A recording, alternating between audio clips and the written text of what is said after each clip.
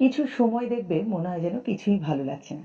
আর ঠিক তখন যদি আমরা ঘরের ভেতরে ছোট ছোট কিছু পড়ে থাকা জিনিসগুলোকে নিয়ে আমরা কিছু ভাবতে শুরু করি আর মনটাকে ব্যস্ত রাখি, দেখবে আস্তে আস্তে মনটা অনেক হালকা হয়ে গেছে।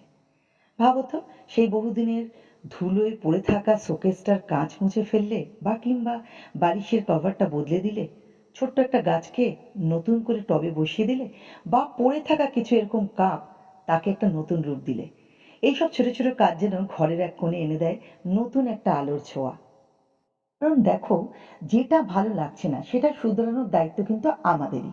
অন্য কেউ এসে আমাদের মন খারাপ মুছে দেবে এমন ভাবাটা কিন্তু অন্যায়ের মতো।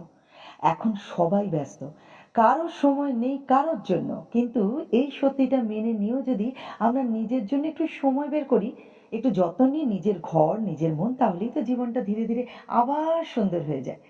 তাই আজ যদি মন খারাপ থাকে কারোর, তবে চুপচাপ শুয়ে না থেকে একটু ঘরের ভেতর হেঁটে দেখো, কোথাও না কোথাও নিশ্চয়ই একটা কোণ আছে যেটা তোমার ছোঁয়ার অপেক্ষা করছে।